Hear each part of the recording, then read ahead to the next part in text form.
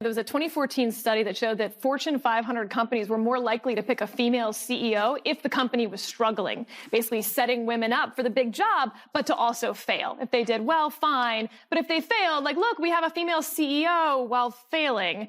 And that's what I feel like they did to Kamala Harris. When Biden refused to step aside and not run again, he was supposed to be that bridge. He backed off on that promise due to arrogance.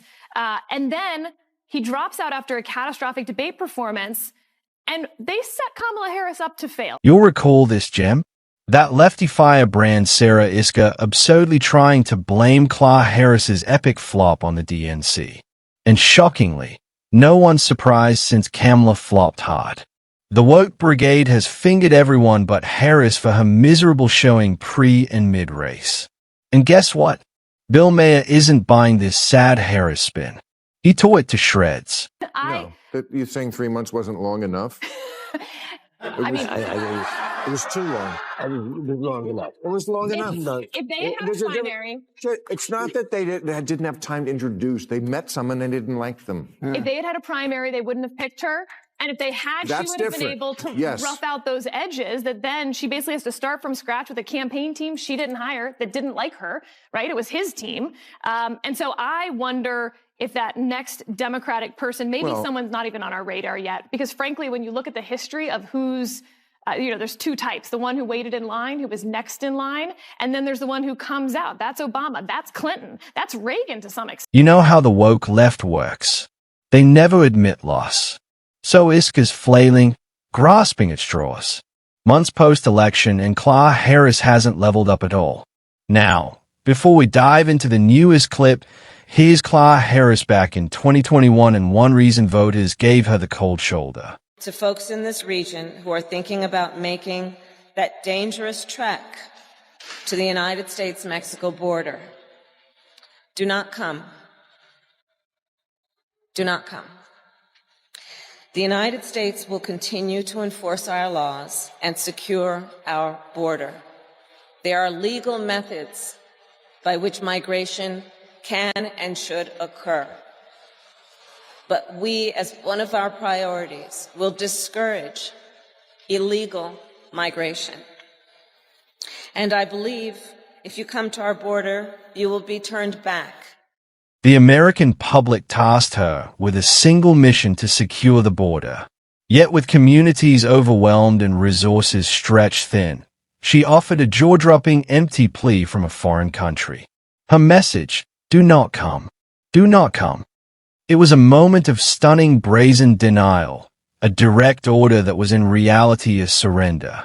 Rather than confront the chaos and uphold the rule of law, she opted for a soundbite, waving off the crisis with hollow rhetoric. This wasn't leadership. It was a public abdication of duty, and voters saw it loud and clear. But she didn't stop there. Kamala also insisted we muster the courage to ditch the term illegal alien as if semantics trumped citizen safety. Meanwhile, unchecked illegal immigration was already hammering communities, overwhelming cities, straining resources, and endangering vulnerable children. This wasn't leadership, it was brazen denial. It didn't take long after Kamala Harris was installed as the Democrats' presidential candidate for the media to start rewriting her history. Apparently, she was never the border czar. She never had the most left-wing voting record in the Senate, and she was never considered a liability in the Biden administration. Those verifiable facts are all dismissed as right-wing conspiracies, as is the fact that she helped raise bail money for thugs during the BLM riots. Her tweet is still up. Chip in now to the Minnesota Freedom Fund to help post bail for those protesting on the ground in Minnesota. So much for Sarah Isker's feeble defense. Kamala Harris wasn't set up to fail. She plotted her own collapse by diving headfirst into every woke cause in sight. Instead of tackling the duties she was handed, like managing the southern border crisis she was tasked with, Kamala frittered away her political clout, pandering to the shrillest voices on the far left.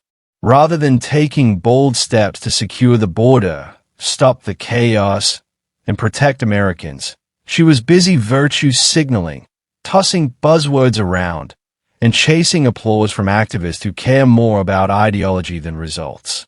This wasn't some DNC sabotage, as Isgor lamely claims.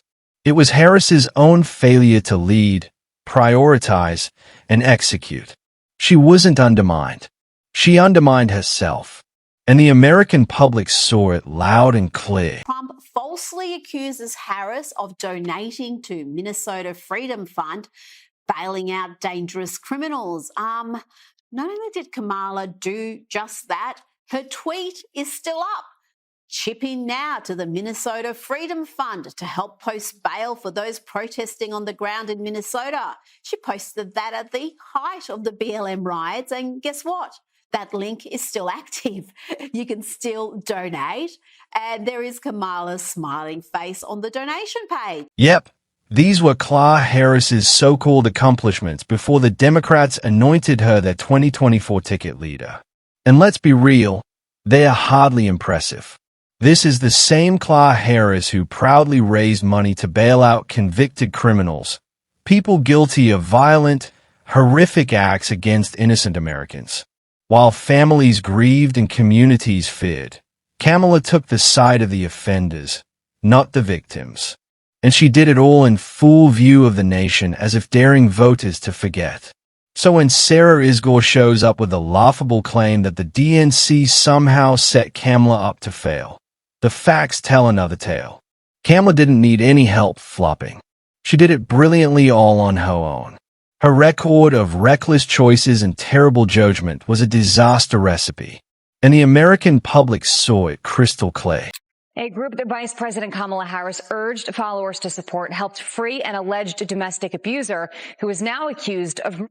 Minneapolis police say George Howard shot another driver in an act of road rage. He was out on bond posted last month by the Minnesota Freedom Fund. Now, that is the same group Harris got behind last summer. Its organizers now say they are looking for the best way to fulfill the mission. Kamala Harris's so-called accomplishments weren't just her own blunders. They were a mirror reflecting the Democratic Party's warped values. I don't buy for a second that she went rogue. No, she had the full blessing of the leftist machine at every turn. Let's remember, Democrats have a long track record of siding with criminals, and Harris was just carrying the torch. Look at their antics during Trump's push to secure the borders and tackle illegal immigration. Take Gavin Newsom. When tough as nails borders are, Tom H. Homeland tried to enforce California's immigration laws. Newsom practically declared war on him. He wasn't shielding Americans. He was shielding law breakers. That's the playbook. Side with criminals, ignore victims, and sabotage the rule of law. Harris didn't defy her party. She embodied it. And America saw every bit of it. This is a message for every single person who looks like me, specifically white women. It's time. This is no longer about politics, and you get to right your wrongs of 2016 when you didn't put a woman in the White House who was overly qualified. Now's your chance. Thank God I don't look like her, because I think that means I don't have to listen to her. But you white women, well, sorry, but this is apparently a life and death matter. No hyperbole there. Interestingly, white women weren't fooled for a second. They saw right through Kamala Harris's act and voted in droves for Donald Trump. Why? Because they grasped exactly what was on the line. They recognized the disaster Harris represented and wanted nothing to do with it. These women knew a vote for Kamala wasn't just a ballot. It was an open invitation to unleash dangerous criminals back onto the streets, threatening their families and communities. They refused to swallow the left's hollow promises and fake compassion for law breakers. Instead, they chose law and order, safety over chaos, and a leader who would actually protect the nation rather than pamper criminals. The message was crystal clear. Harris's reckless agenda was poison, and women weren't about to gamble their safety and their children's future on the altar of woke politics. They stood tall and said, "Not on our watch." Everyone thinks you've been kicking back, drinking margaritas on the beach. But really, you've been hard at work writing a book, meeting with leaders, thinking about the future of our country. Who said that? You're sitting there wondering what on earth that weird clip was. Let me spell it out. It was Kamala Harris shamelessly hawking her new book. Yep, that's right. That awkward, cringeworthy display purely a commercial for something she wants America to buy and read. And before you cut her any slack, no, she wasn't whispering some profound message off screen. She was just emphasis on just trying to be creative. The outcome, total embarrassment. This is what the Democratic Party calls leadership. Staged stunts, clumsy theatrics, and empty grabs for relevance. If this is her idea of connecting with voters, it's no shock she flopped so badly on the national stage. Bottom line, America dodged a bullet rejecting Kamala Harris. Imagine 4 years of that in the Oval Office. I like these kinds of ear pods that have the thing, because I've served on the Senate Intelligence Committee. I have been in classified briefings, and I'm telling you, like, don't be on the train using your ear pods and thinking somebody can't listen to your conversation. I'm just telling you, that's a little bit more secure. So what was the point of that rambling mess she just spewed? First, it sounded like a love letter to her AirPods. Then out of nowhere, she flips and insists they're not even the best. Which is it? Kamala? Does she even know? And let's not overlook the infamous cackling. What on earth was so funny? The nervous giggles, the awkward chuckles. It's her trademark now, and not in a good way. Now, picture this. Kamala Harris as president running high-stakes talks between Russia and Ukraine.